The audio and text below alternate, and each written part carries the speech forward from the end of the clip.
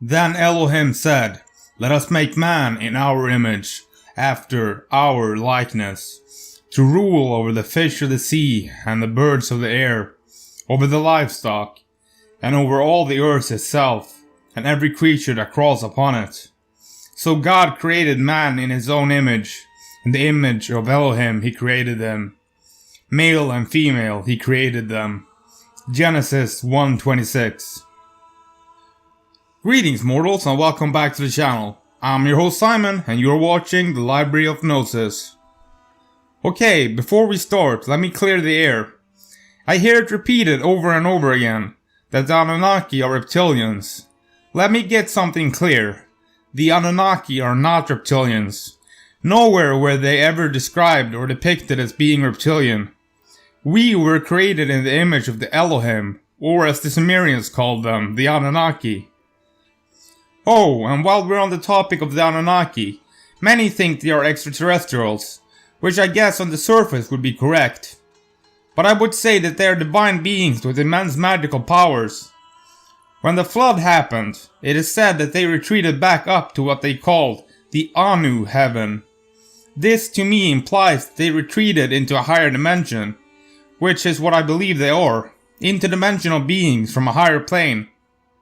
I might be contradicting myself when I say that they are not aliens. They are of course not from Earth, which technically would make them aliens, but I want my audience to get the idea of the divinity of them instead of the technological aspects we ascribe to extraterrestrials. Even if they're not aliens, they would still need a place to call home.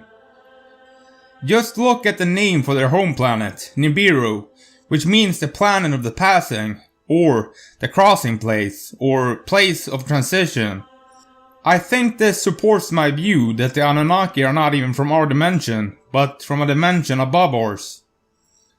I believe that the Bible is actually telling the stories of the Elohim, or Anunnaki, and that perhaps Nibiru would be what we call heaven. The ancient Mesopotamians themselves actually believed that their deities lived in heaven. Think about the concept of heaven for a minute. Would you be able to walk in heaven? Then what would you walk upon? Clouds? No, it makes more sense that heaven is actually a different planet where the angels reside. Aru, or the field of reeds, is the name for heavenly paradise. In Egyptian mythology, ruled over by Osiris, the location has been described as the Ka, or soul of the Nile Delta. As above, so below. The Anunnaki were believed to participate in the quote-unquote assembly of the gods, through which the gods made all their decisions. This to me seems to reflect the biblical divine council. In the poem Enki and the World Order, the Anunnaki do homage to Enki, sing hymns of praise in his honor, and take up their dwellings among the people of Sumer. The same composition twice states that the Anunnaki decrees the fates of mankind.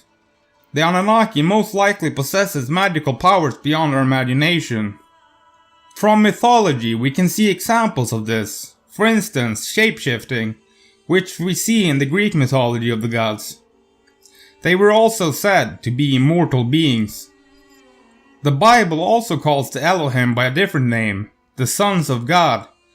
They are basically what we would call angels. In the beginning, Elohim created heaven and earth. Genesis 1:1. This passage from the Bible could seem to imply that the gods created the universe we live in now. The Sumerians believed that earth, Ki, and heaven, Anu, were at first inseparable. They believed that our cosmos came into being when Enlil cleaved apart heaven from earth. I think it would be correct to say that Nibiru is actually a second Earth, or its twin. When heaven and earth were cleaved apart, and Anu carried away the heavens, it meant that the earth was split in two, like I said, as above, so below. I know that the common view is that the Anunnaki came to Earth to mine for gold. And that might very well be true, as gold is a spiritually pure metal. Why do you think the alchemists were searching for a way to turn lead into gold? It is said that the Anunnaki mined for gold to help create and maintain the planet's electromagnetic field. Who knew that heaven could be so physical? I think we are coming to the end of this video. Thanks for watching, mortals. Be sure to check out my Patreon if you want to support my work. Oh, and please leave a comment below. I love reading your comments, and it also helps me on the algorithm. I'll see you next time, mortals.